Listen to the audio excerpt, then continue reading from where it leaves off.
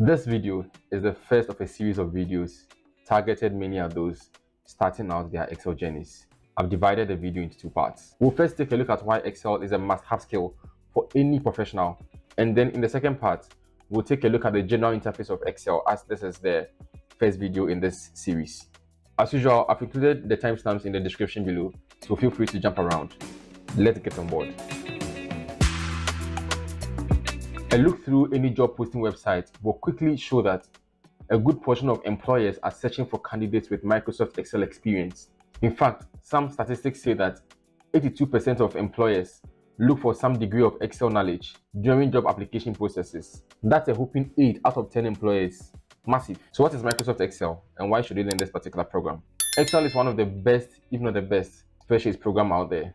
There are other options like LibreOffice and Google Sheets, which are both free. I'll show you how to use Excel for free, but that is not covered in this particular video.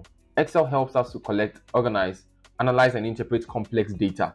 It can even perform simple tasks like replacing your everyday calculator. We can use Excel for data entry, data management, calculations, automations, accounting, financial analysis, charts and graphs, programming, time management, task management, customer relationship management, and almost anything that needs to be organized. The point is, if you're not using Excel on a day-to-day basis, you probably are doing too much work in the office. When you open the Microsoft Excel app on your desktop, you'll be sent to the home screen. Based on the version of Excel you are using, the interface may look a bit different. I'm using Office 365, but regardless of which version you use, most of the functionality will be the same. So to create what we call a blank workbook, we just click on this blank workbook. When you land on Excel for the first time, this is what you see. This top area, this I would call the actual working area. And then finally at the bottom here, you have your sheets. You may or may not have come across the two terms, workbook and worksheet. A workbook is like a book like this. And then each individual sheet is just like a page in this book. So by clicking on this plus icon, we can add more sheets to the workbook. So let's say I could title this page 1, page 2. Of course, it doesn't have to be pages. So let's say background. Okay.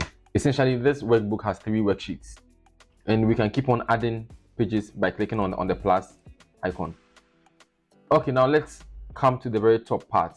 At the top, you have these menu items, which are actually ribbon tabs. Tabs because they contain other elements. So for instance, if I click on the insert, I have different options. Go to page layout, different options. Now each tab is further grouped for easy organization. Under page layout, for instance, you have themes, you have page setup, you have scale to fit, you have sheet options and arrange. And if you move around, you see that you have different groupings. If you observe closely, I may have more ribbon tabs than you have. That's because this area is highly customizable, and so you can add whichever feature you want to this tab.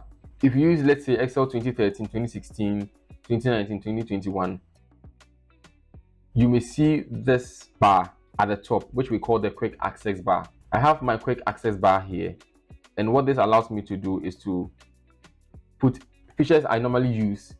So I have this name manager, which is a feature I use fairly often. Coming down a bit further, you have what we call the name box. If I select any cell, the name keeps changing as we go along this Excel journey. I'm going to show you very cool tricks you can do with this name box. Next is the formula bar. So when you start typing out functions, let's say the sum function, you are going to see that function show up in the function or formula bar. So I can decide to edit the formula within the cell or edit it within the formula bar.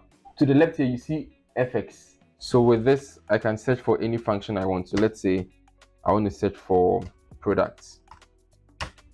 So it gives me every function that has a multiplication feature. So let's take a simple one, product function. So what am I producing? No. What am I multiplying? So I'm multiplying, let's say 4 and 5. That gives me 20. Okay. Personally, I type out the functions myself, but as a beginner, you may find this useful.